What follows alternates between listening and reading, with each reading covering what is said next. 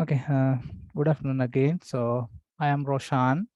Uh, I'm from White Lab Innovations Lab. So I'm a software architect of White Lab Innovations Lab.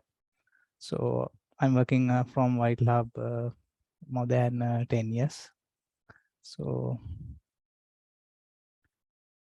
okay. So before moving to the today's agenda, so I'll tell you a little bit about our company. So we have White Lab Innovations Lab, and former it's called Bishop Lanka Private Limited. You may heard about that name as well. Uh, so we started in Sri Lanka from in 2007. So we are a Canadian-based software company. So we are mainly focused on healthcare-related software. So we have another branch in UK as well. So currently in Sri Lankan office, we have around 100 people. So they are working with software development as a QA engineers, customer support, maybe DevOps engineers, and the infrastructure engineers. So we have a different product with the different tech stacks like Java, .NET, PHP, Python, React, maybe mobile, iOS, and Android as well. So this is a bit of about White Lab Innovation Labs. So if you are interested, so go our social links and our website as well, so you can find more about our company. Okay.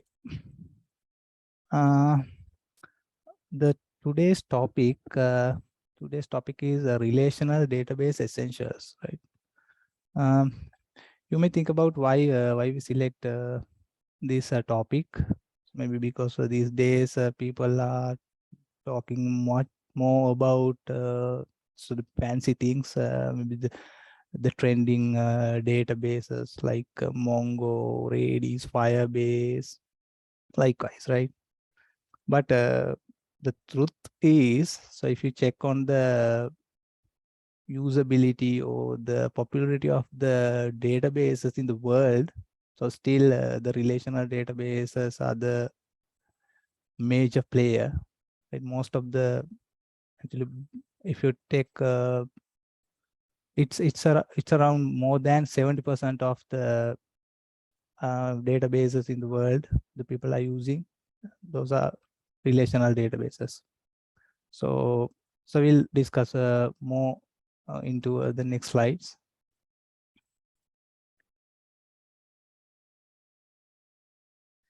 Okay, so in today's agenda, so we will discuss first about type of databases. So what are the type of databases? So people can categorize databases in a different way. So maybe different people categorize databases in different ways. So we will check what are the what type of databases in the world, and then we will move into more about the relational databases. So then we will discuss about the SQL, the structured query language, and we will do some practical queries. Then we will check the triggers, function, and transactions, kind of some SQL things. So then we will move into some famous things in relational databases, the locks and blocks and deadlocks, right? So we will discuss a little bit about those as well. So maybe we can show how we can identify the deadlock, so using SQL Server. So I'm planning to use the SQL Server as a relational database management system to show some examples.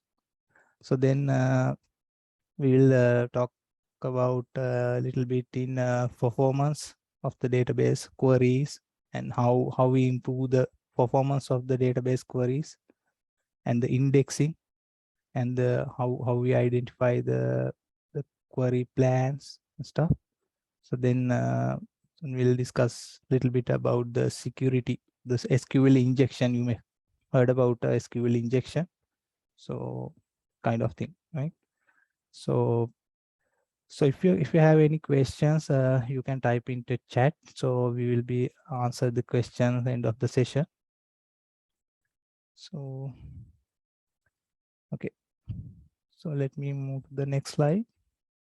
Okay. So databases are categorized. So in the world, the databases are categorized in a set of different ways. So in here, I listed out different ways of categorizing databases. So based on model, location, design, and hosting and processing power. Mm. So if you think about the database models, so there are three major types. So it calls relational. So that's the one we are going to be discuss more today. So then the second one is non-relational, and third one is object oriented. So the relational databases means so that has a well categorized structure like schemas, right? So it has tables, it has tables, columns, and rows, and have a relations, right? That's why the inter tables we have relations. That's why it's called relational databases.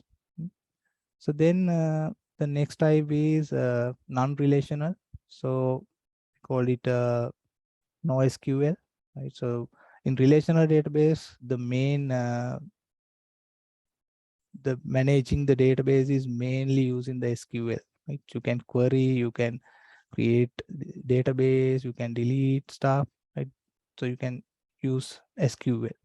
But when you go to non-relational databases, mostly we are talking about NoSQL databases. So that databases are using the collections. It's a little bit unstructured, right? Data collections. So the third one is object oriented. So in object oriented model, you can save the data as objects in the databases. So those are the main three more types in if you categorize databases in models.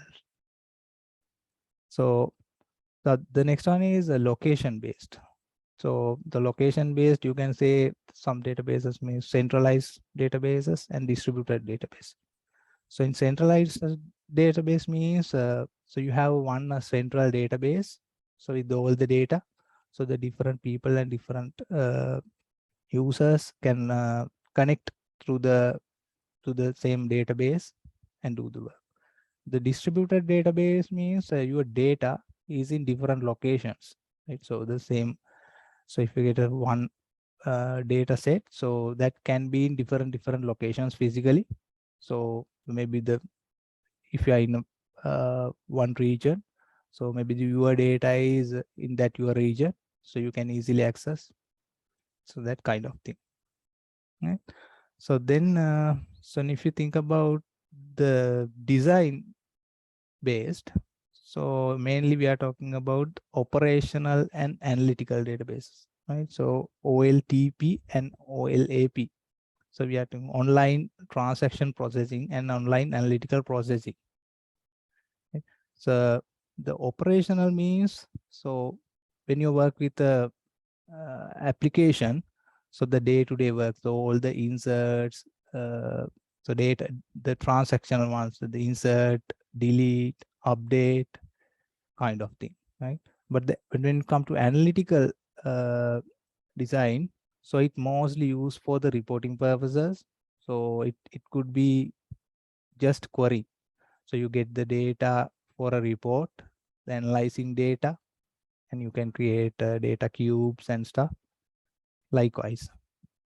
So when the other one is maybe hosting. Based on the hosting, you can categorize the databases. So in that case, we are talking about on-premises and cloud-based. So on-premises mean, for example, you have a for example, in your university. So university may have a database server in your location. So your premises in the university, right? All your data in that database server. right? So that kind of thing is on premises. But when you look, the other one is a cloud. So you know, so maybe the third party, we can save our data in the third party vendor. So maybe the database server will be provided in different company or a different vendor. So that could be in a cloud. That's a cloud and on-premise, and the difference between on-premises and cloud. So then the other one is the processing power. So when you can, then that one, so we normally divide it into personal and commercial. Right, the personal means, so it's a small database you can maintain yourself, kind of thing. But in commercial means it's a large set of data. So if you're big companies use the big databases, like commercial databases. So that's how normally people uh, differentiate the database types.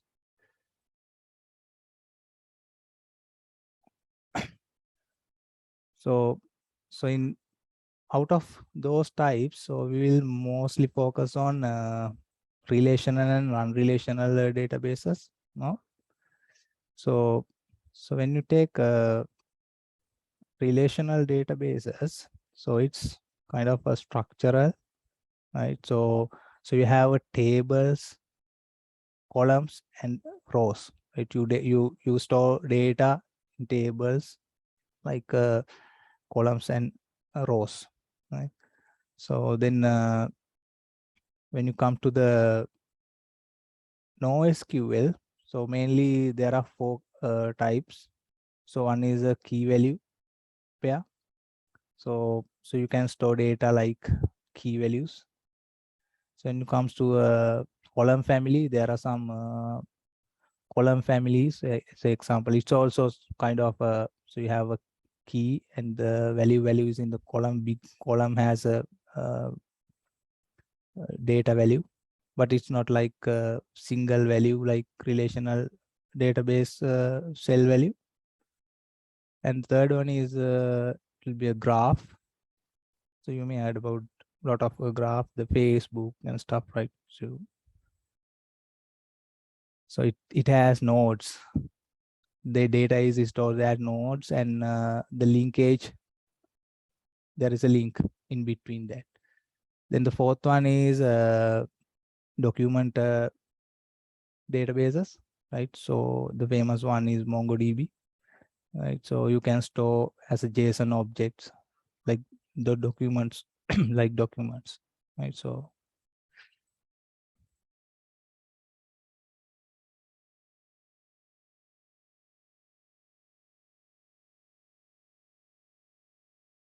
these are the major, the famous databases. So in relational and non-relational world.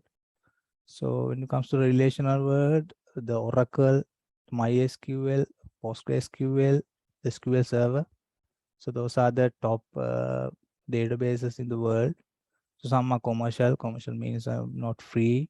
So MySQL has free version and enterprise edition as well. They have big license costs. And when it comes to NoSQL, so we have a Apache HBase and Cassandra. So those are column-oriented databases. So then the MongoDB, it's a document-based one. And you have Redis. There's another one called DynamoDB. Maybe you heard about that with AWS. Those are key value related databases, and graph related databases, Neo4j. Those are the famous ones. So in the industry. So I get some data from the internet. So the popularity comparison of the database management systems. So worldwide, so up to January. So you can see the charts, right? So more than 70% of the databases in the world are relational databases, right? So we have 10% of document databases.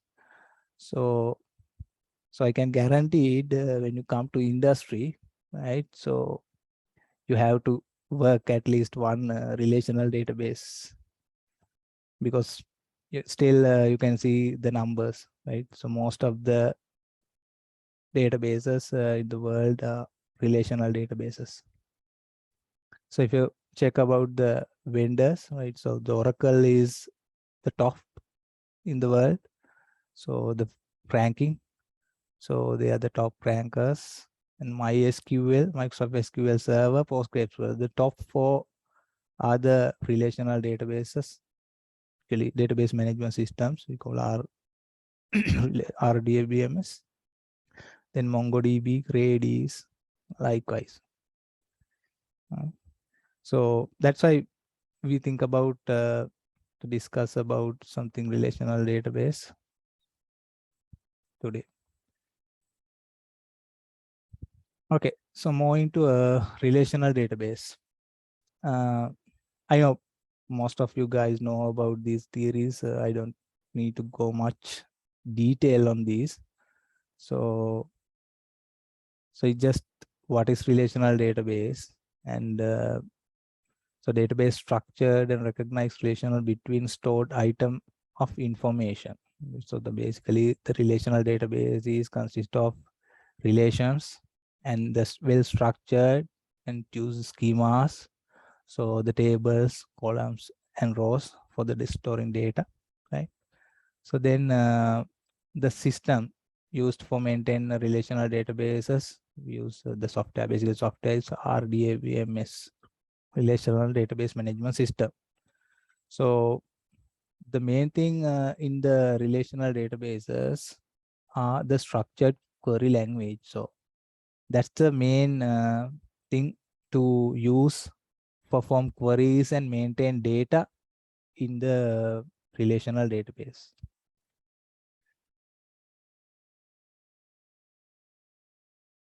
And some pros and cons on relational databases. The first one is the simplicity of model. The relational model organize data into one or more tables, right? So as I said earlier, so because of that, it's easy to understand and easy to maintain kind of thing, right? When you come to the SQL, NoSQL, and non-SQL databases, the data are a little bit unstructured.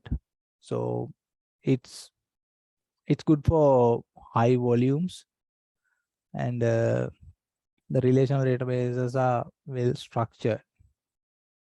And the second one is data integrity and accuracy, right? So data accuracy means, say example, so if you think about doing the money transfer, right? So if you do a money transfer from one account to another account, so it should be reduce the money from your account and should be added the money to the other account, right? So what happened if it not reducing the money from your, sorry, if not added into the money to the second account, right? So we need to make sure so all these things happen, right? So that's why most of the industry, most of the companies use relational databases. The relational databases has things to control those things, right? Control accuracy and integrity. Say example, you may heard about the primary keys and foreign keys, right? And the data types, right? So you can make sure, so you cannot, if you create a column table with column integer values, so you can't put strings on that column, right? So it prevent to add that thing. Likewise, but when you come to the NoSQL, if it is a document, so you may store whatever the data types you need, right? So you can control it as well, but that kind of thing. Then the unique constraint, right? And you may heard about the normalization on relational databases. So you can normalize the database tables. So then, so you can make sure you are not duplicating data, right? So your data will be, if you update the data, so it will be, most of the time it will be one place in the database, right? So then when it comes to the security, right? So say example, if you need to secure some data in your database, so you can do it with the relational database. You can create some users, and you can allow only set of tables to access for that users, right? So then you can keep some of your tables securely with accessing other users. So likewise, but when it comes to the cons, so the relational database, the maintenance and cost will be high, because when you are growing, if the data is getting bigger and bigger, so you need more data spaces, right? So but in a relational database, so we call it horizontal and vertical expansion, right? So you can add hard drives and memory and CPU into your database server, right? But it's limited, right? So after that, if you need more disk space, so you have to go for another server, right? But in a relational database, so it's little bit difficult to expand the databases in a horizontal way, right? So that means, but when it comes to the NoSQL servers, so you can easily add another servers. You can expand the database sizes, and the performance wise, right? So performance wise also, in relational database, if the data getting bigger and bigger, so you may need more RAM and CPU capacity. So even that, you may see some performance hits, I mean decrease of performance, not like NoSQL databases. But still, because of the process of relational databases, most of the transactional companies, the transactional data is using relational databases. Yeah, if you like to learn more about this, you can check about the acid properties. Maybe you heard about that in relational databases. Okay. Then we'll move into a SQL. So as I said, the SQL is the main thing we use for manipulating and querying data with the relational databases. So SQL is standard language to query a database. So then again, we may heard about TSQL and PLSQL. So PLSQL is the extension of SQL. So it's created by Microsoft. So they have a database server called, they have few database servers, databases. So for Microsoft, they created the extension of query language SQL. So it's a procedural language. We call it transit SQL. Sorry, transact SQL. So this is extension of structured query language to use manipulating and querying data in SQL Server, Microsoft SQL Server. So it has additional features than the generic SQL. So the same way, so the Oracle, the other company is Oracle. So Oracle created their extension of structured query language. It's called PLSQL. So if you know the TSQL, so you can do anything with the MS SQL Server. So you don't need any tools. The command prompt will be okay. So you can do anything with the command prompt as well. So the same way, the Oracle also have the same kind of thing. You can write any things. But when it comes to generic SQL, so the example, you have a select, where, those kind of things are generic for any databases, right? So those are generic stuff. But when it comes to TSQL and PSQL, there are some things specified for their database servers,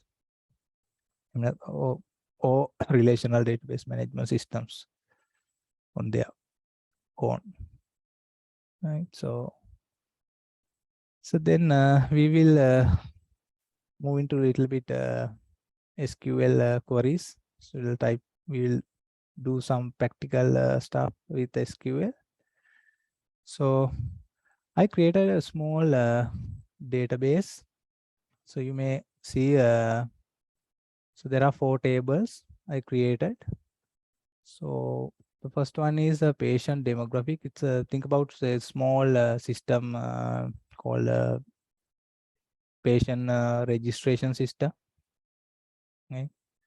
So then I created a table called patient demography. So it has patient ID, patient first name, patient last name, patient middle name, patient date of birth, patient gender, patient date, the record created, date, time, and who created that data. Likewise, I created another table called patient contacts. So contact ID, patient ID, contact type, and contact number. So one patient can have multiple contact based on the type. So example, you have a email, maybe home phone number, mobile number, likewise. Right? So then I create a patient registration. So think about this is small hospital kind of thing, right? So you can register a patient. So you have a registration ID, and you have a patient ID. So each patient is registered, and registration date, time, or maybe the referral doctor, and the date and time for created this record and who created. And there's another table for audit patient registration. So it's the same kind of thing. So I'll explain a little bit later this. So I created a GitHub account, and I put all the scripts you need to create this database. So if you are interested, you can go to this GitHub account and get the script and run it your own. So let me take my SQL editor into here.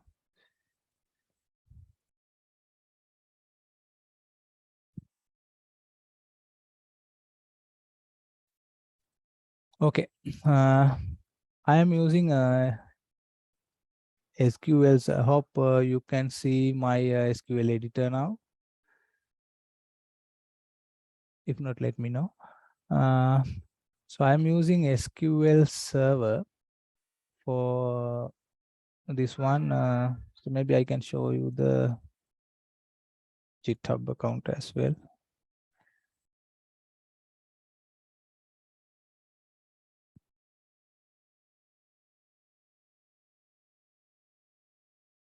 Okay, so this is the GitHub account I created. So you can get this script from here. So there are some scripts, you can run it.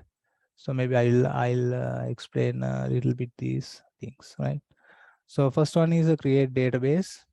So you can create a database using this script. So create database. My database name is Relational Database Essentials. So then I create tables. So you can create tables using this script. Patient demographics. These are the columns and variable types, and the keys, primary keys and foreign keys. Then the patient contacts, patient registration, and the audit table. So then the next one will be so demonstrate a little bit later. So then there are three data loads scripts. So I load some data into these three tables for demonstration purposes. So you can use these for load the data as well. Okay. So here's the database, relational relational database essentials. So I have 4 tables. So I'll start with simple queries. Select all from patient demographics. I know you guys are familiar with these simple ones.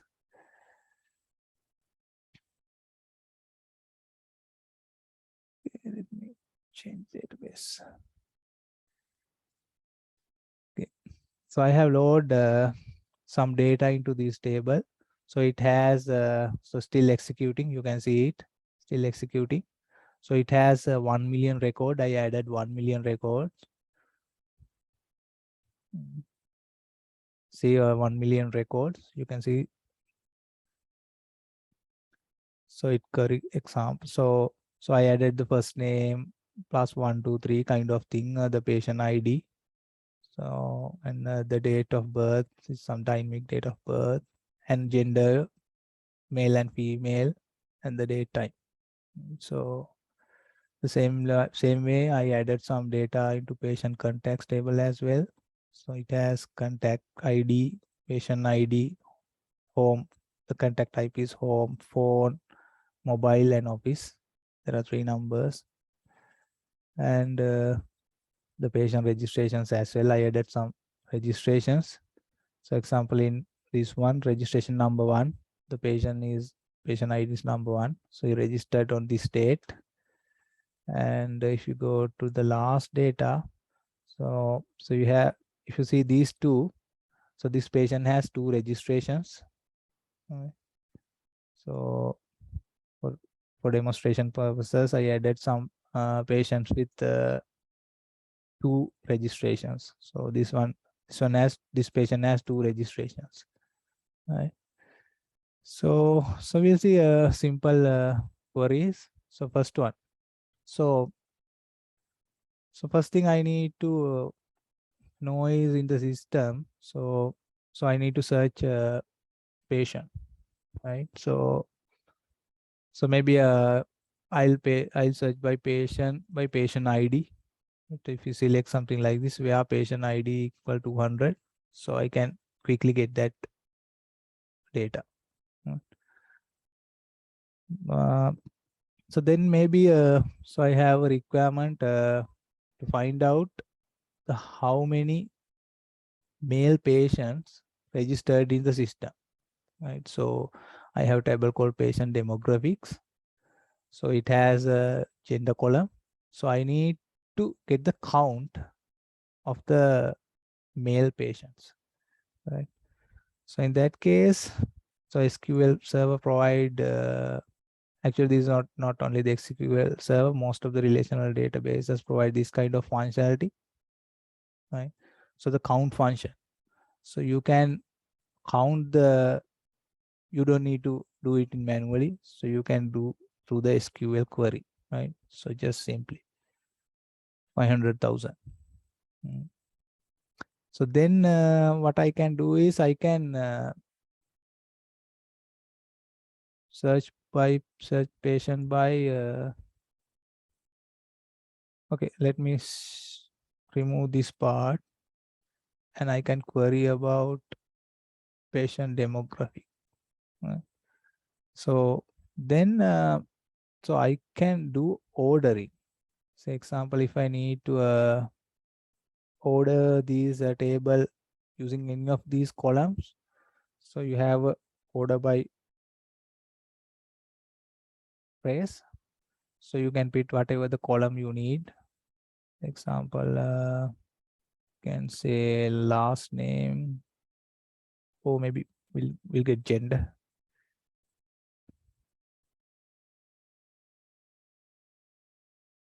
Patient gender. You can simply order by the table by patient gender. But you can see, so because of 1 million records, so it will take little bit time, right? You have to wait. So that's what the performance comes into place. So I'll show you how to increase the performance. So still the query is running, but you have see some data. Now the female is coming top in the data set. So if you need to do it in so normally it's coming on ascending order. So if you need to do it in descending, so you can say something like this: descending, the patient gender order by descending. So then this will be another way around, right? And there are a lot of functions, so you can do something like this. So it calls aggregate functions. So you can find it in Microsoft or maybe whatever the documentations in the relational database management systems. Maybe if you are using Oracle, you can find it in Oracle documentation. If you're using MySQL, you can find it in MySQL documentation. There are a lot of aggregate functions like that, right? So then maybe I have a requirement. So as I said, some patients have multiple registrations. So some patients has one registration. So some patients has multiple registrations. So then I have a requirement. So find out the patient IDs or maybe patient names, first name. So patients and patient counts for registrations more than one, right? So that's why then aggregate functions coming in, right? So there is a thing called so you may heard about having, right? So and group by. So always most of the times that aggregate functions go with group by, right? So example, check this query, right? So I'll have a patient ID column and I have a count with registration ID from patient registration table. I'll group by with the patient ID, right? So this is the same place, and I need to find out the count, the registration count is greater than one. That means more than one registrations, right, for that patient. So then I need to order by it based on the patient ID. So I'll remove that part first, right? And I'll do this one first with this, right? See what you can see. So you have a patient ID column and you have a count of registrations. So this column has this patient has 2 registrations, right, from this table. It's grouped by patient ID. That's why patient ID column is here. So then if you need to filter only the patients with have more than one registrations, so you need to pick these guys, right? So these patients has only only one registrations, so you need to filter out this. So because of that, you can use having keyword. So if you do like that, so you will get only the patient which have more than one registrations, right? So in currently my data set has 1,000 patients with 2 registrations. So you can find it in my data load. So then check about this patient ID. It's not ordered, right? So then I can put order by here. So then so you can execute it. Say example, see the data set. So starting from 1,000 patient ID 1,001, it goes up to 2,000, right? So that's how so aggregate functions are using mainly.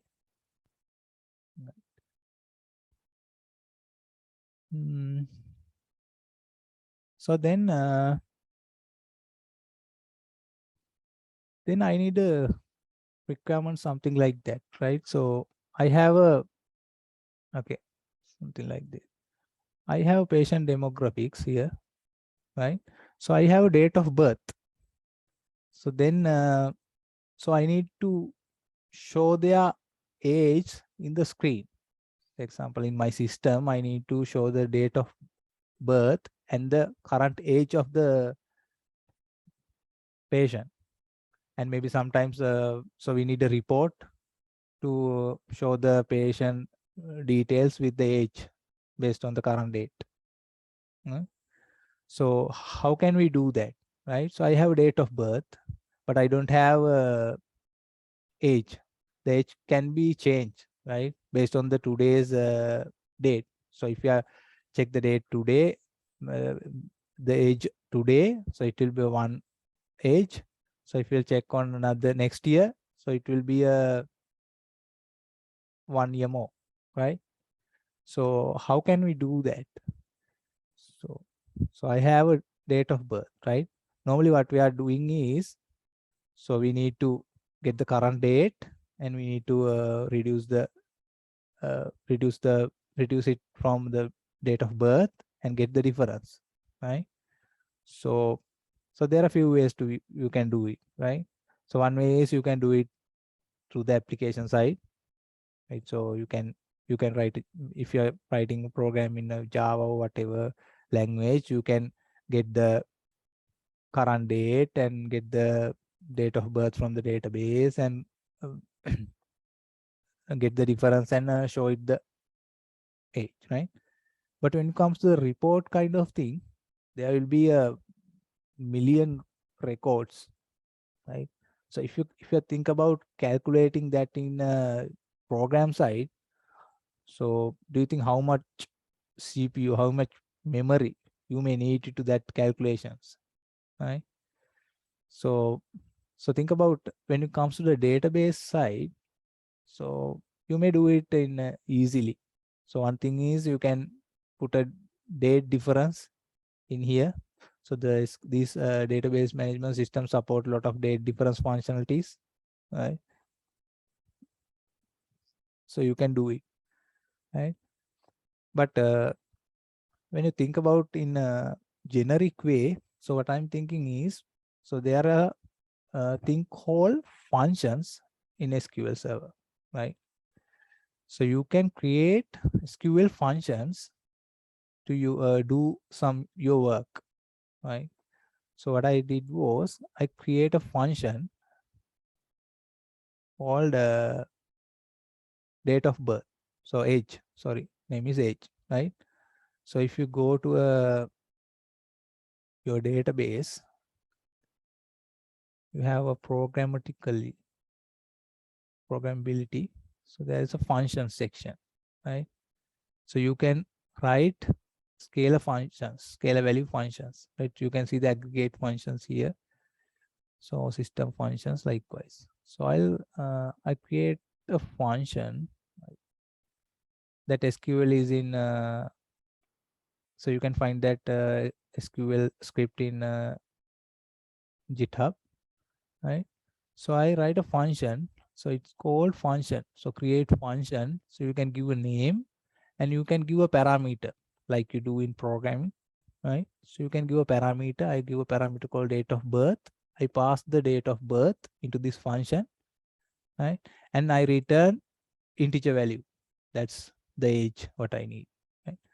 What I do is, so I'll pass the date of birth and I declare some variables, and there are a lot of functionalities. So if you need to get the current date in SQL, relational database management systems provide these kind of functions, get date. So when you run it, this one, example here, if you run it,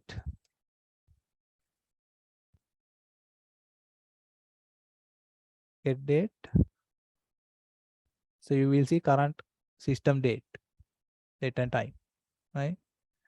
Likewise, what I'm doing is I get the date of birth, the type is date, and there's a function called date difference, right? So you have a function called date different built-in function. So you can see the tooltip as well, date different. So it has date difference. You can give the first date and the second date and the way, so what we need. So I need only the years. So then I'll put YY, right? So then I get only the years, right? So then birth date, you can add something like this, age, years, kind of thing. Then I'm written age here, right? So I create something like that. So I can be stored in a that function in your data in my database. So then I can call it, right? So when you run a select query, so I can call that function like this. So I do a select, patient first name, patient last name, patient gender, patient date of birth, and I'm calling that function here, the patient DOB. I'm passing the patient date of birth here, right? For the patient demographic data. So I'll run this.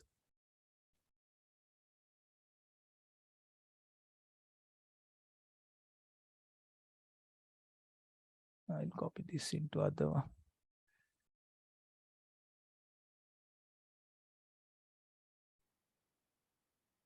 See how it can calculate the age, right?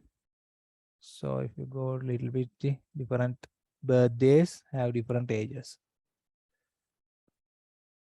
56, 57, likewise, right? So that kind for any kind of function you can write, right? So I get the example of calculating age. So you can write whatever functions you need. It's easy. You can use your queries. So the next requirement I got from me here is, right? So when I run my system, right?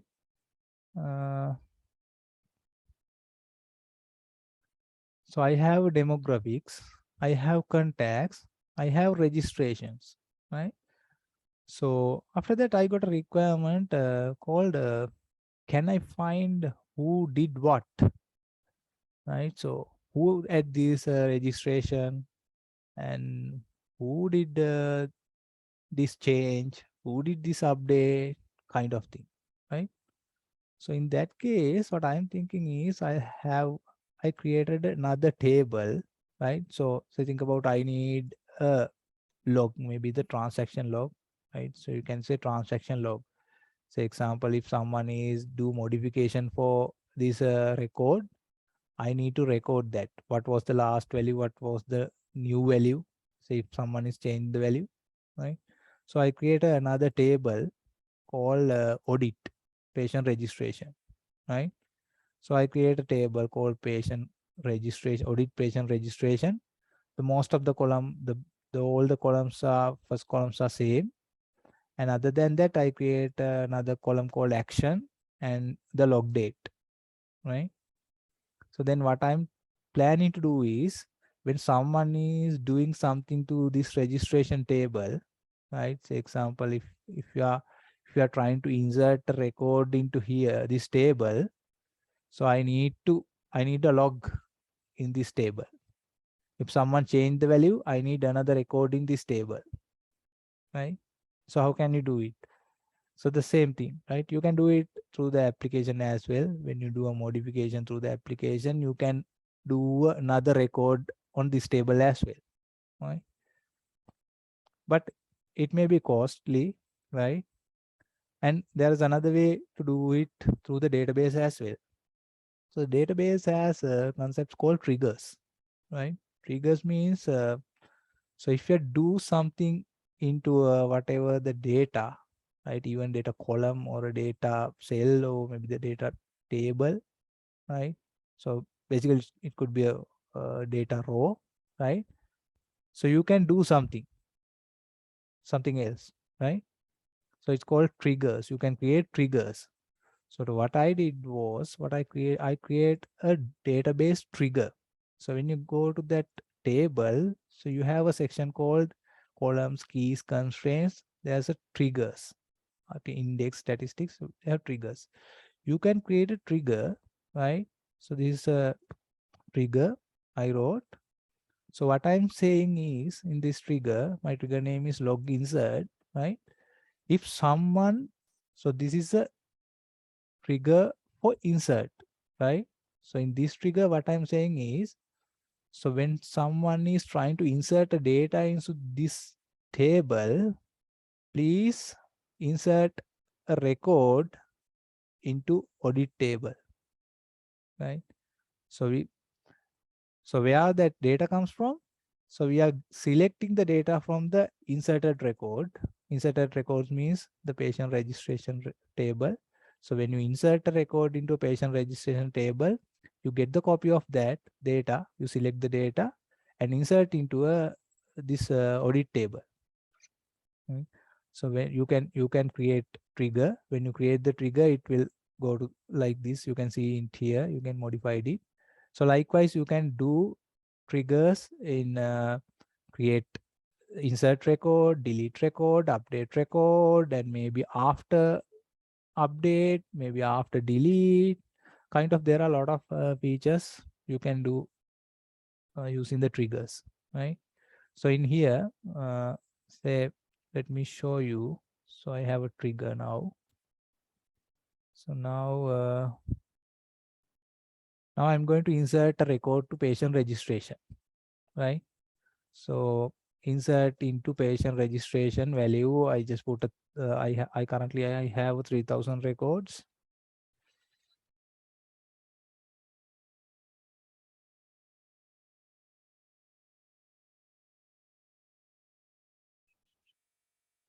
I'll take this into another one.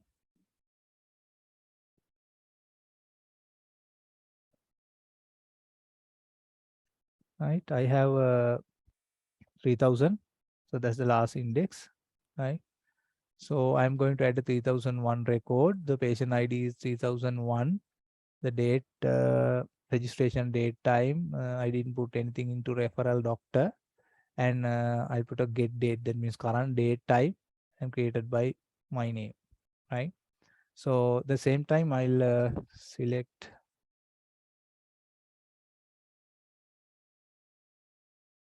all from audit registration table as well, right?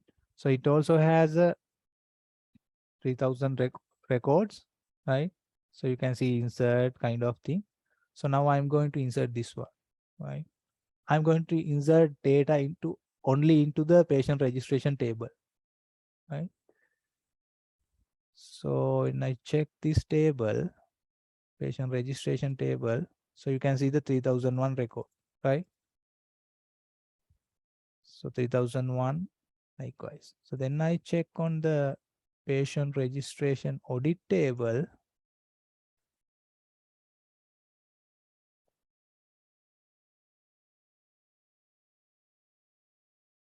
See about the 3001 record. So they insert, right? So it's automatically updated. At the same time, we can write triggers on delete and update. So if anyone do anything into this table records, so it will populate a record into this table.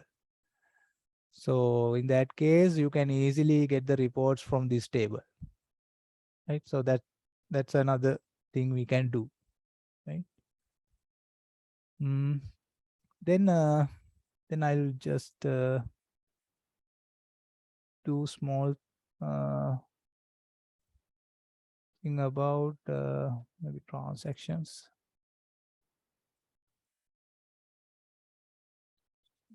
Pause this.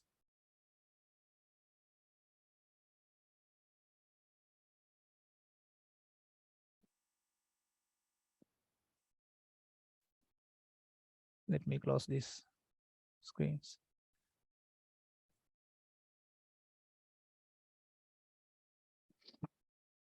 Okay. So I'll talk transaction a little bit later. And another thing, when you write a scripts in SQL, you can do a lot of things, like you do a programming, right? There's another concept called database cursors. So you can loop it through the data, right? This is a simple thing. So you can declare variable, you can uh, create a first name, last name variables. What I do is I query this table, select patient first name and last name from demographic table, and I do looping through these data, and I'll print it out first name and last name, right? So you can do this kind of thing using SQL scripts, right? So you can do these things within your functions or whatever things inside. So this will make some things if it's a big data set. So sometimes this may be take more CPU and memory, right? You need to be careful on doing these kind of things. Say simple example I'll show you. Oh, sorry.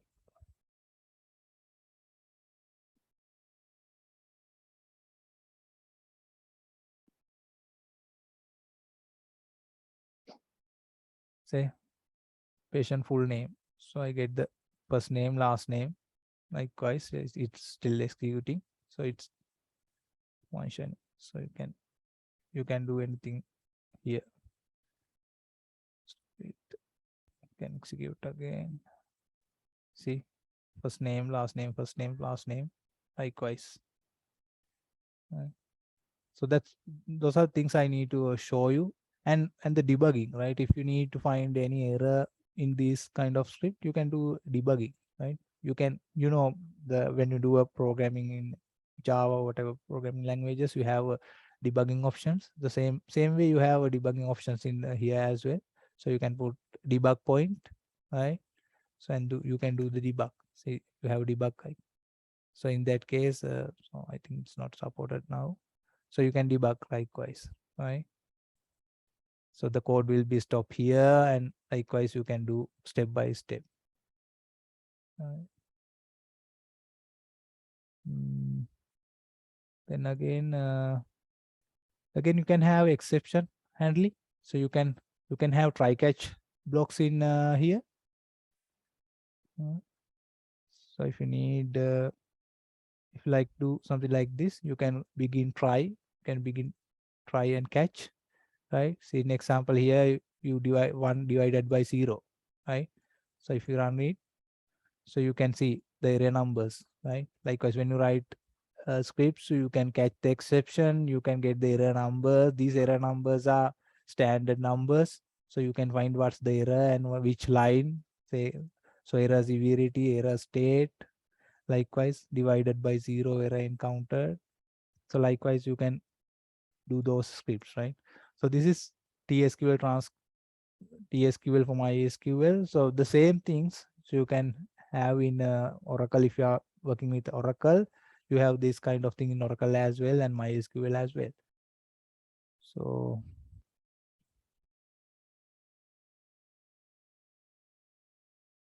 okay, then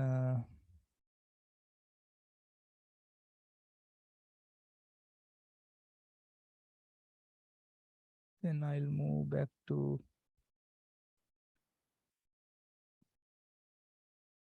my presentation. So I'll talk about transactions with the next topic, right? So the next topic is locks, blocks, and deadlocks. Right? So what are the locks, blocks, and deadlocks, right? So when you come to the relational databases, there's a famous term called locks, blocks, and deadlocks. Famous terms. Those are the famous terms, right? So in relational database, have a concept called locks, right? So what is lock is if, say example, think about if you have one data record. So when you run the transaction means if multiple people access your system, so you may need to update the same data by different people, right? So in that case, if more than one people try to update one record, so that data will be errored out. As an example, one person read it. As an example, you take some number increment. Say you have a value in database 2, right? So someone read it as 2 and increase by 1 and try to update it. The same time another one try to read it and he also get the value as a 2, and then he multiplied by 1 and try to update with 3, right? But actually the value should be 4, right? But both are trying to update, both are the read on wrong values, right?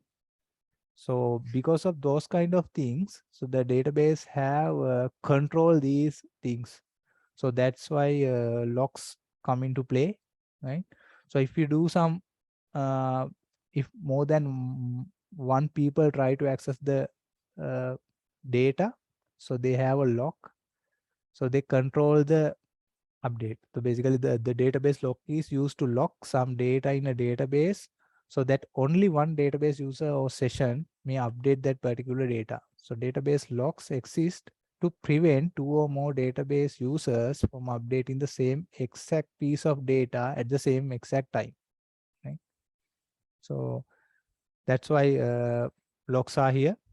So normally, so we are talking, normally there are two types of locks. So one is shared locks, one is exclusive lock. The shared locks is it's kind of read lock. So if one is reading that record, so it creates a shared lock, but another one can read but can't update it in that time, right? So the exclusive lock is you can do both read and update, but the other transaction, the second transaction cannot do the read or update. So that's the relational database management system manage that. So the different database management system has different mechanisms of lock. Say Oracle has their own algorithms to creating locks and do the locking, and SQL Server has a different algorithms to do a locking. Like, so then we are talking about blocks, right? The same thing, right? So example, you can see here. So the patient demographic data, right? So two people trying to accessing the same data. The first person, first transaction, or maybe the first user try to update one record. In that time, it it create a lock and lock that data. The second transaction have to wait till finish the first transaction ends, right? So that's how the transactions are working, right?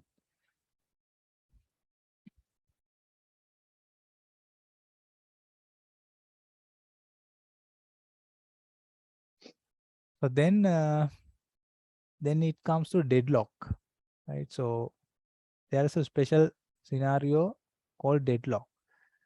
So the block key is fine because so you have to wait till finish the first transaction. Once that first transaction is finished, you will get the access on that data. You can you can finish your transaction, right?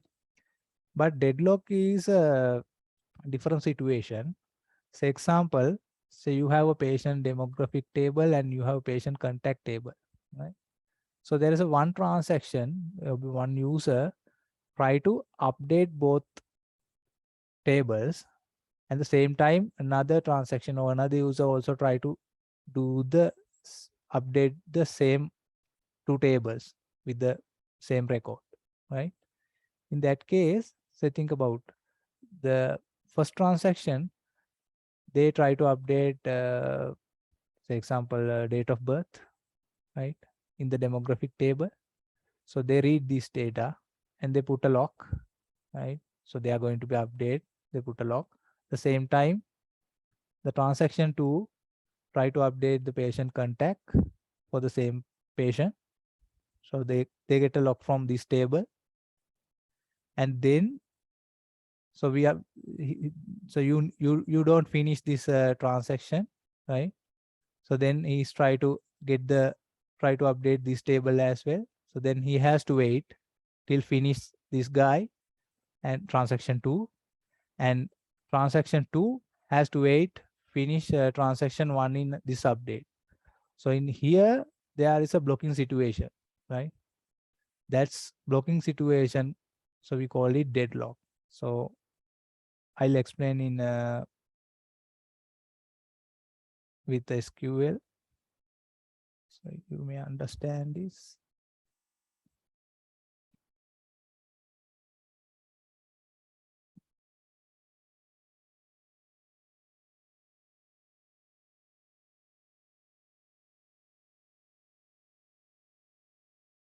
So let me find out the transactions. So I have uploaded into a GitHub as well.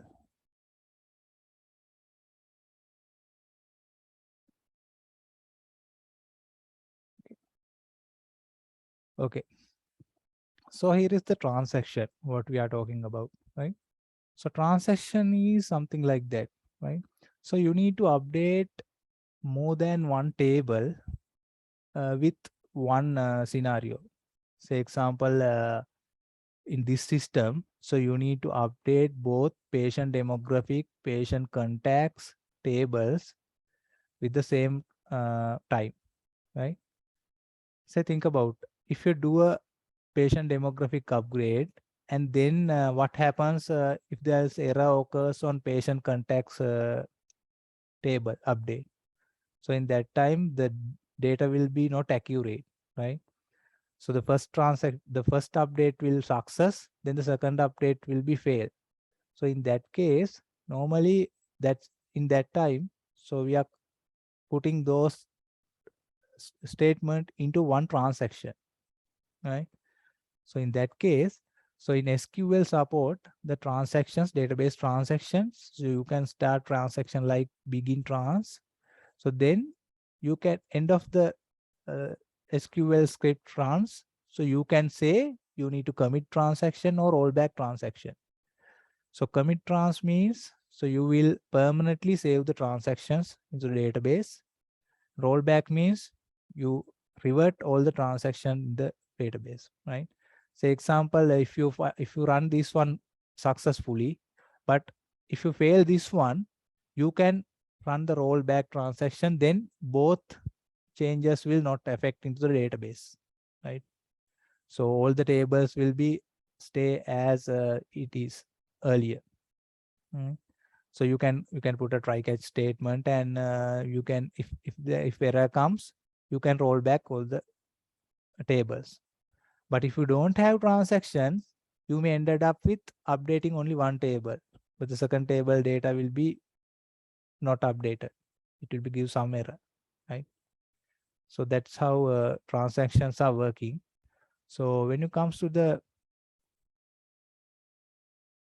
deadlock, so I'll open two new windows. So I'll put one transaction here and this one into here, right? So what I'm trying to do is, I start the transaction, then I'll try to update patient demographic set, patient first name, patient ID 1. I'm trying to update first name of the patient ID 1 into Mahesh, right? So then I'll try to update the contact number of the contact table, like patient ID 1. The contact type is mobile. The mobile contact type, right? The mobile number. I'll try to update this one, right? The same thing. So notice that the patient demographic first, patient contact second. In this one, so I'll do other way around. The patient contact first, the patient demographic second. So I'll do the same thing. The mobile, the different number, the patient names, I'll try to do a different name, right?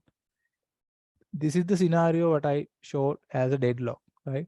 So then do a I'll do a run, right? So if you run these, the transaction start to begin, right? So then it's in memory. It's temporarily run in the database, not permanently run. So when you run this, so I'll run first two records, right? So you can see one row affected, nothing else, right? So then so patient demographic, but I didn't do commit or rollback. So then I go to this one.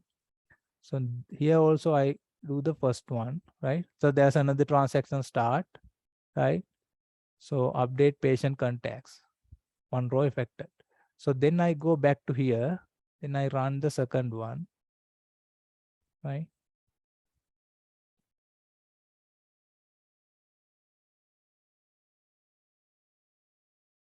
Then I come to here and then run this one as well, right?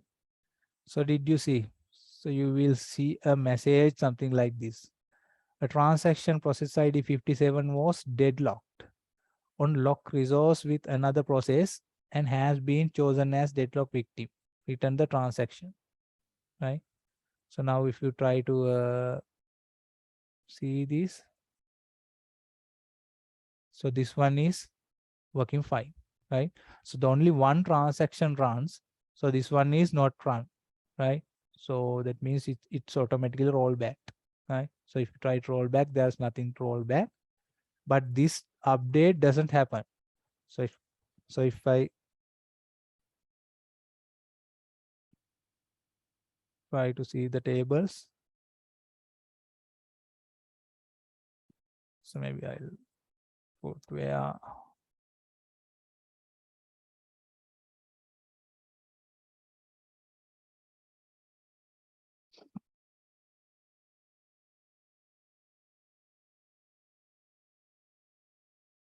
so I can commit this one.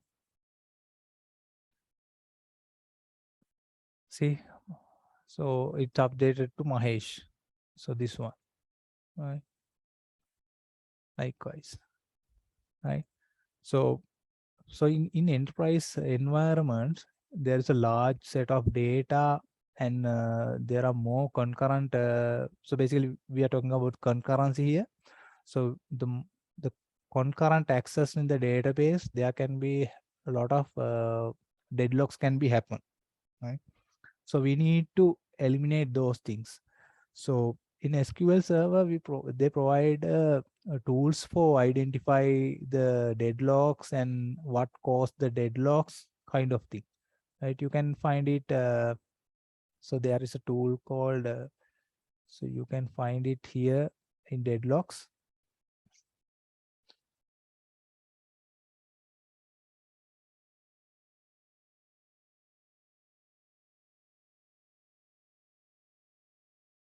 So there's a tool called SQL Server Profiler, right? You can do a you can do profile. You can check what are the queries running in the database. So I'll take into this screen, right? So this is the SQL Profiler. So you can create a new trace. You can trace the SQL queries, right? So it comes to this, right? So you can create a trace. So to check in the deadlocks, so I'll create a profile called Deadlock, right? So then there's a, so you can identify TSQL locks, right? So when you select that, so if you go that, you can see there are a lot of things. So deadlock graph, lock cancel, deadlocks, deadlock chains. Likewise, you can check. So I'll remove these things. I'll keep deadlock graph, lock cancel. I'll keep deadlock chain, and I'll remove all other things. Right? I'll run it. Right? So now trace started. So then I'll move into this one again. Right? So I'll do the same thing again. Right? So I'll do this one, execute one. Right? So still transaction is running. So then this transaction start. So then run this one and move into here, this one, and run it here. Right? Now we have to wait. Right? So this one, the ID 61 is chosen as deadlock victim. So what is deadlock victim means? So if the database management system, if finds the deadlocks, so because we cannot stop the program, right? So what they have done is they choose one transaction as a deadlock victims. Maybe they have different algorithms to identify this, and they roll back that transaction and let other transaction to continue. That's why. So this says the 61, this transaction chosen as a victim. So return transaction, this transaction not continue from there, but this transaction ran successfully, right?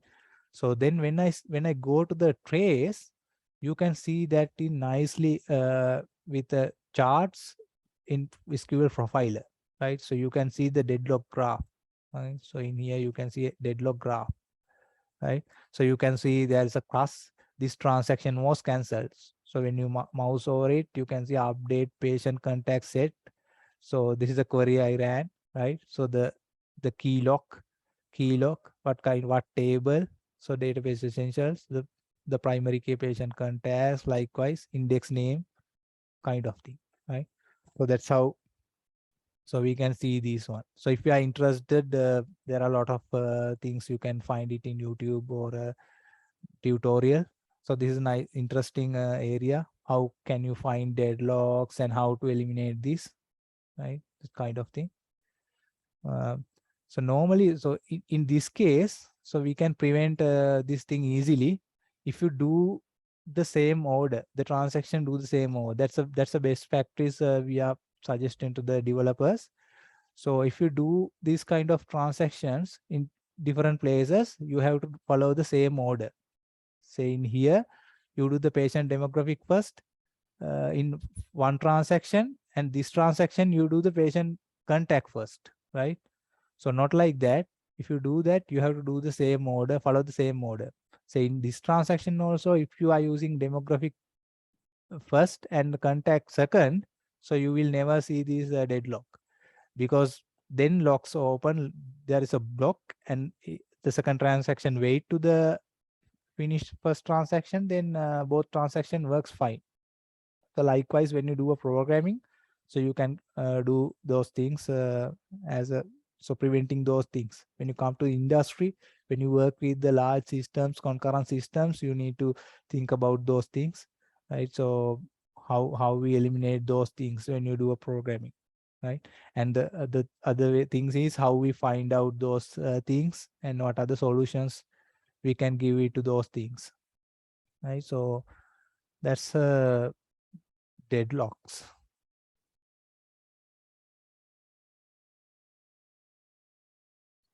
So then, so this is the deadlock graph I discussed, right? So then there is another thing. So when you come, then we can talk about a little bit about performance, right? So when you come to the database performance, so when you do a query, so how much time it will take to return the data.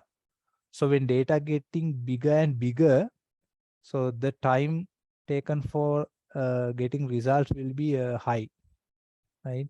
So there's a main thing to improve the performance. They provided the indexes.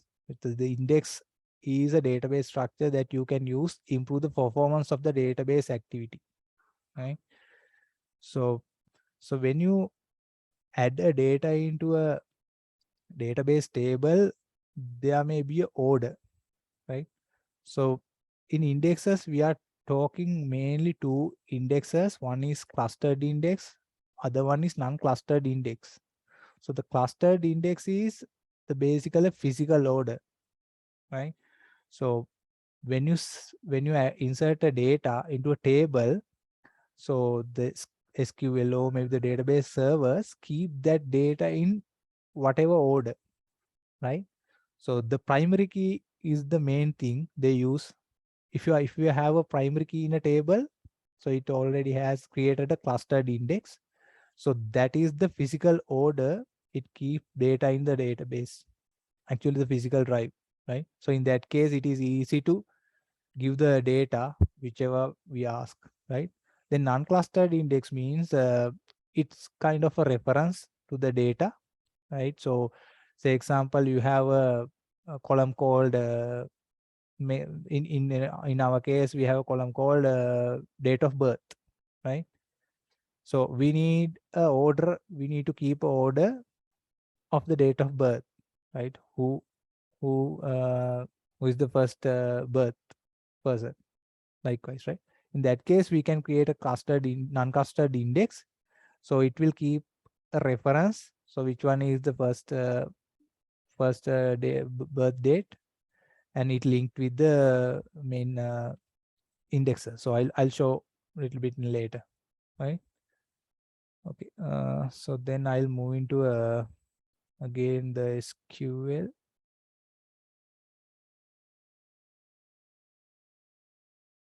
Right, I close these things.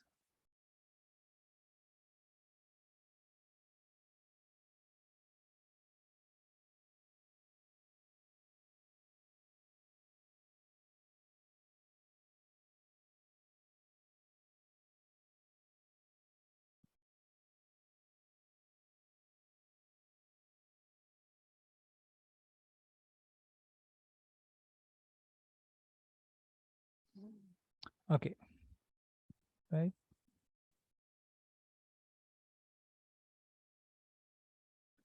So I'll do a query for patient demographic. So this has a, okay, sorry, let me open new one. So it has 1 million records, right? So see the time it's take, right? Still it's loading, right? But you can see the few data here, but still executing, right?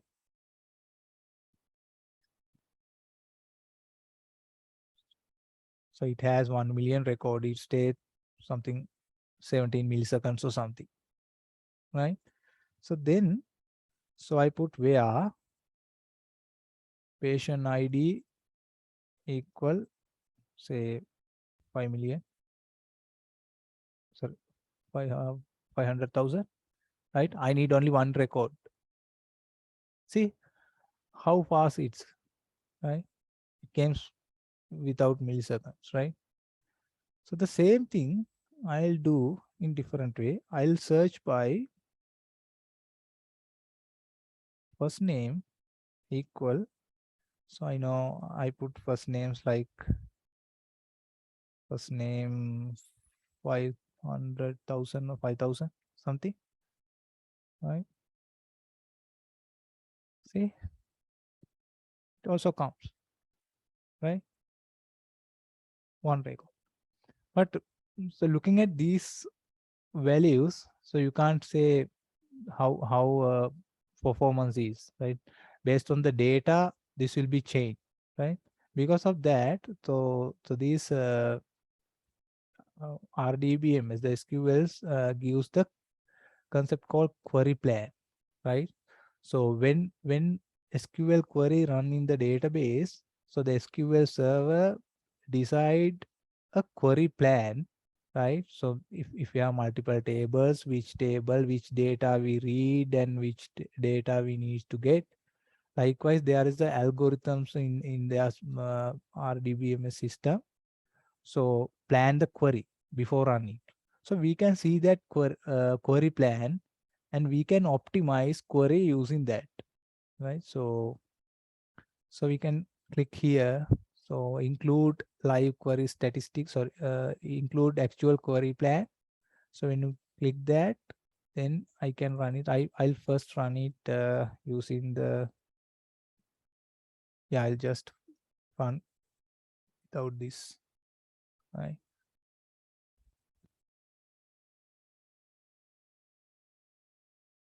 So it's take time.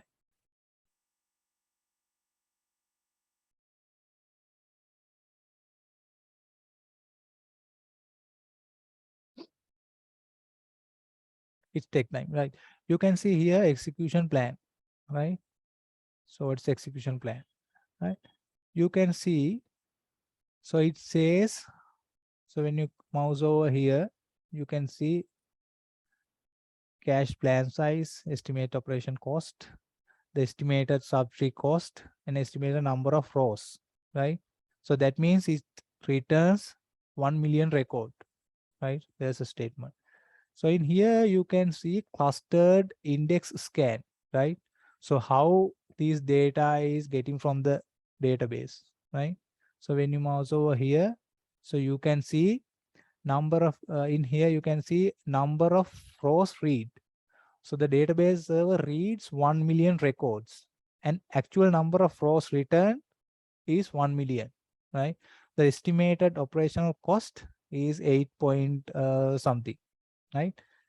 So likewise, you can see the statistics here, right? So you can see this is a little bit big, right? So think about now, you can say clustered index scan, right? So clustered index means, so I said you, so I have this table, the demographic, it has indexes. So primary key index, right? That means it's a clustered index. So you can see that, right? If I drop this, so this query performance will be different, right? So then, so what database is doing is, so read whole the table using this scan index and return the data, right? So then I put where patient ID equal say 5,000, right? Now how many records I need? I need only one record, right? So then, so we'll see how it works. So it came fast. Then check the execution plan. So it says clustered index seek, right? The total cost is 100% is here. Now see that thing, right? Number of rows read is 1. Now the data, now it reads only one record. The actual number of rows written is 1, right? Cost, think of, see the cost of the operational cost. It's a huge difference. It's from 8 point something, now 0.03 something, right? It's a huge difference, right? But so how it happens? Because it has a physical order with this index, then the database can easily pick only the 5,000 data, only the data what we need, right? So that's why indexing. So then I'll do something like this. I'll change into first name. Again, first name, something like that, right? So 100. So still I need only one record, right? Right. Now I see the execution plans, right? So in here you can see the parallelism. So that means the SQL server use parallel processing. If you have multiple processors, so it will work like that. Let me disable that one.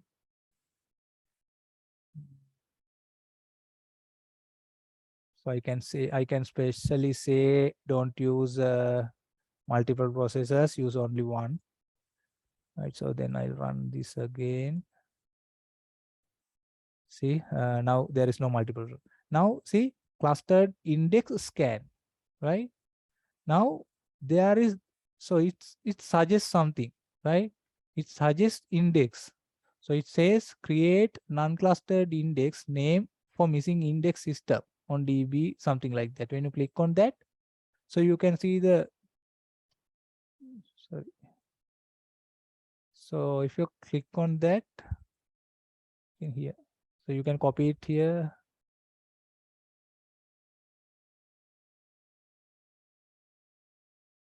Missing index details.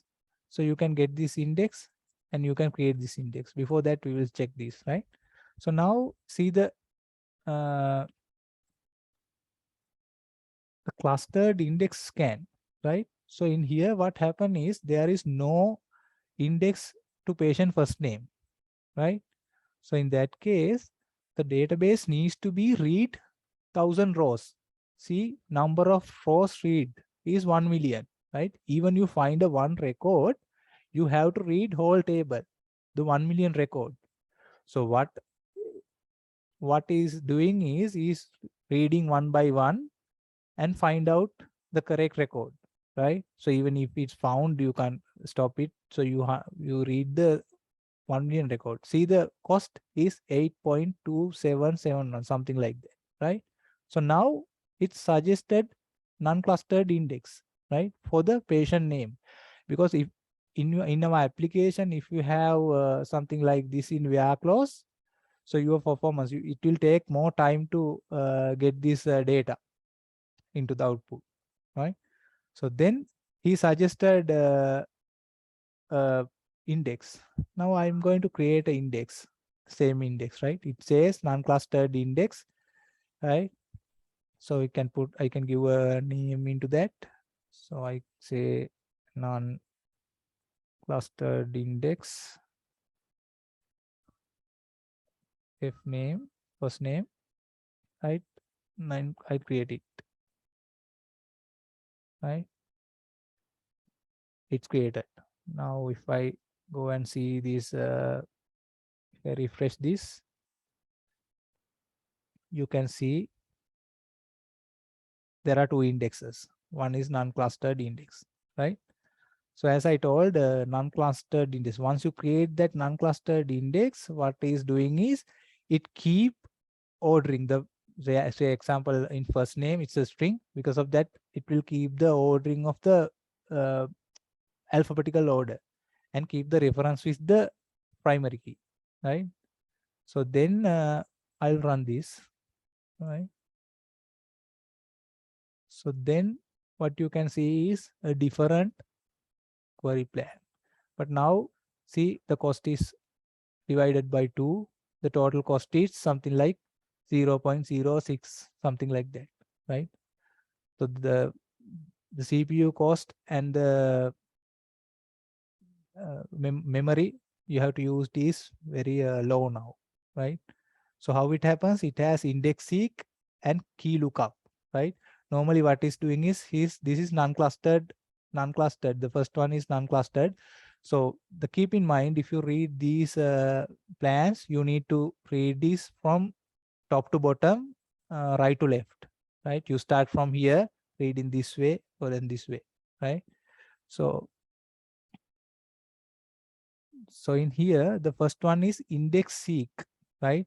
So here you can see it right now. He know where the name is, right? So you read only one record. So earlier it was 1 million record, even it's a string. Now he has an index, so he know where this record is, right?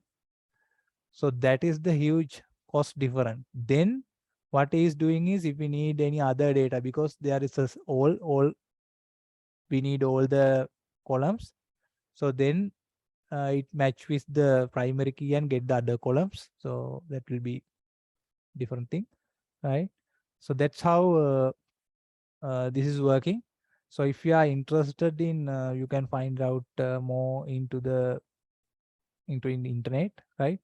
So you can optimize using these. You can check these queries. Sometimes it shows what's the issue. So if you have put order by here, so you can check. So there's no meaning of putting order by this one record. So you can see another one here for the order by cost. So you can check how much cost, say in here 50%, 50%. So the total cost is here when you come to here, right? You can see that. Then another thing is, say now, so I'll drop this index for a minute. Drop index.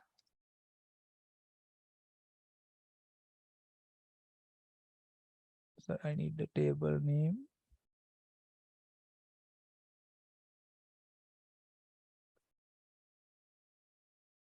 Right, the index dropped. So I'll refresh here.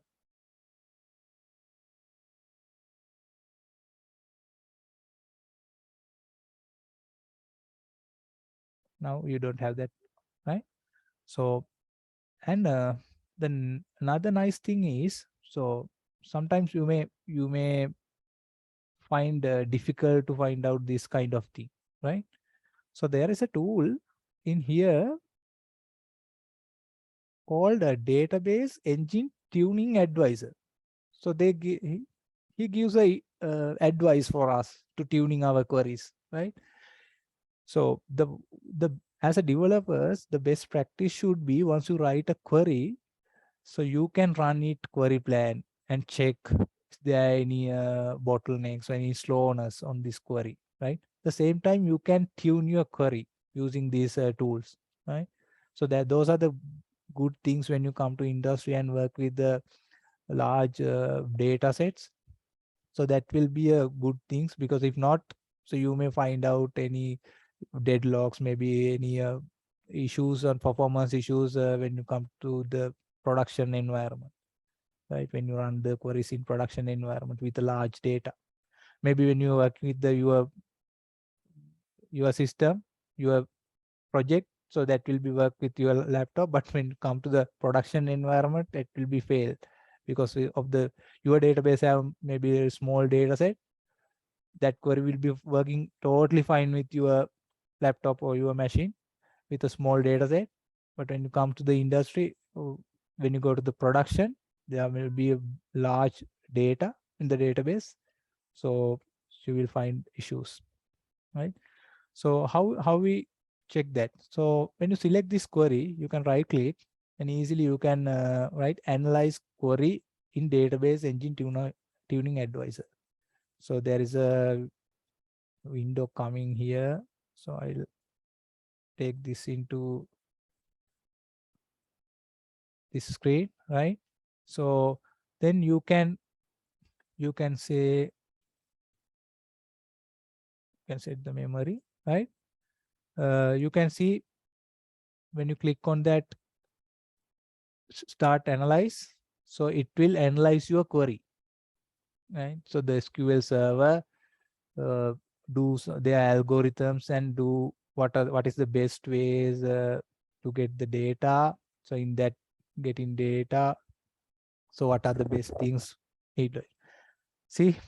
So it says estimated improvement. So this query can be improved 99%. So the recommendations, so index recommendation, it recommend index something like this, right? So if you patient first name, right? So you can click here and you can get into you can get that index, the same index suggested by query plan, right? You can create non-clustered index for the demographic, the patient demographic, patient first name, right? So it suggests some other columns as well, include those things. So that way you can tune your queries. You can do a better queries using these tools, right? Okay, I'll move back to a presentation, right? So these are the things. So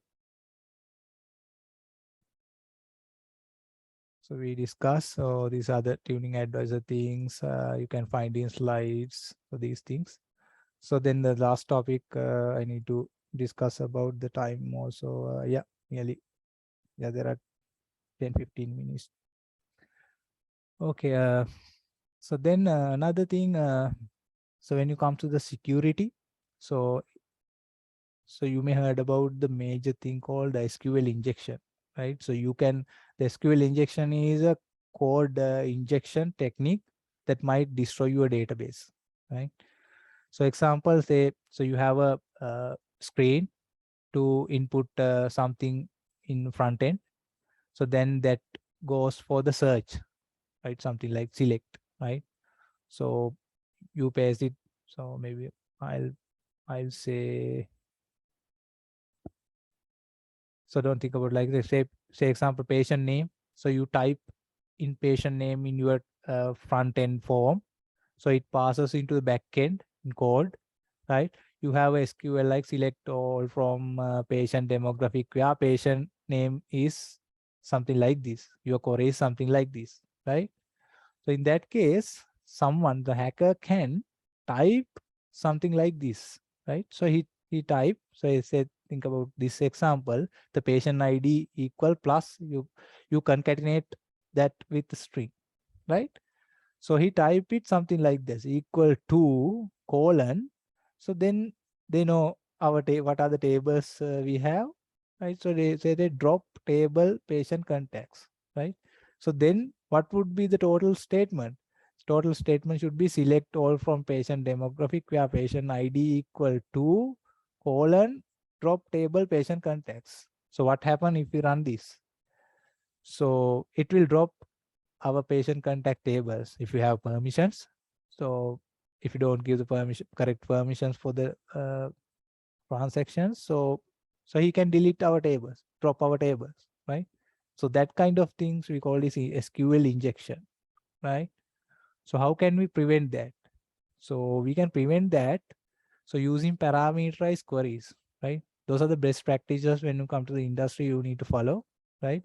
So you should not use these kind of string concatenations for the SQLs. So most of the times, in some cases we have to use, but most of the cases we don't use those kind of things. We can use something like this. So that's why we question marks. So this parameter username is kind of parameterized, right? So we use queries like this, then you get the value customer name or something like customer name, then we create a statement and you can put as a parameter. So in that case you can't run that kind of type thing. Even if you put like drop table or something, it treated as a username, right? So it's a string, uses as a string, not like that way, right? So this is the one thing I need to tell you when you do queries. So make sure you use parameterized queries. So there are a lot of security stuff in the database thing, so you can learn more. So because of the time, so we can't go for all. So as a end of this one, so I need to say, so you can read more in these things. The best things, so you can find a lot of videos on YouTube and a lot of online courses, right? What I suggest is, so if you're using whatever the database management system, say example you're using SQL Server or you're using Oracle, use their documentation. So if you take SQL Server's documentation mentioned here, it has a lot of concepts, lot of the correct things. You can find it, the good things. You can learn a lot of things using that, right? So say example, I can show you.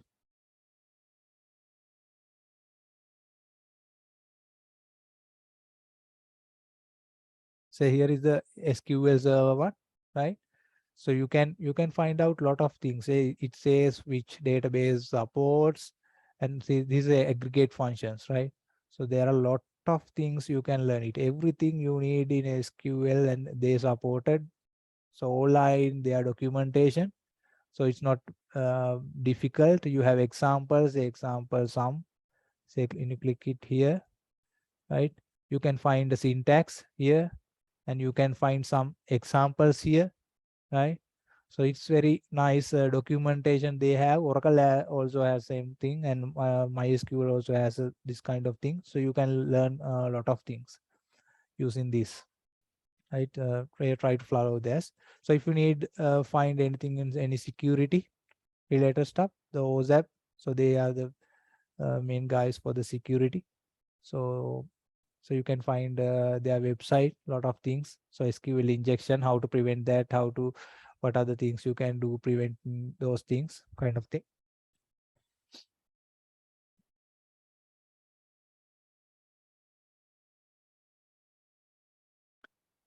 Uh, that's all for today.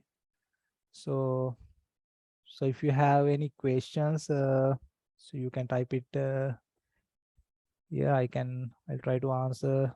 So whenever the time permits.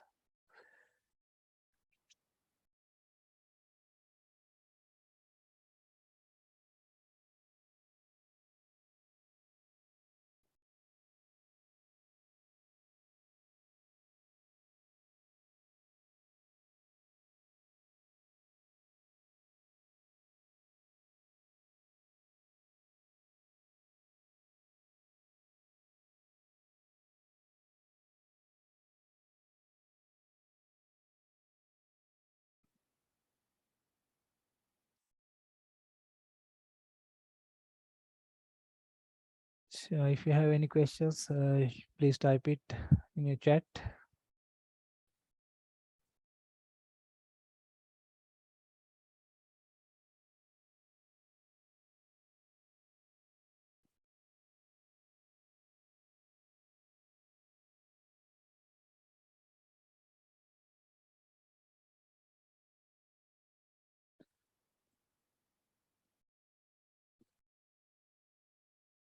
Okay, so if you don't have any questions, we can wrap it up. Thank you for joining and hope you will learn something today. And so thank you very much. So here is our company website and the social media links. So we have a lot of vacancies in a lot of areas. So if you are interested, so you can find it on our website and send your CVs to us. Maybe internships as well, right? So we offered internships. Thank you. Okay, Mr. Roshan, thank you very much. Are there any students who are willing to express what they feel about today's session? We would like to hear your feedback, at least 1 or 2 students. Please.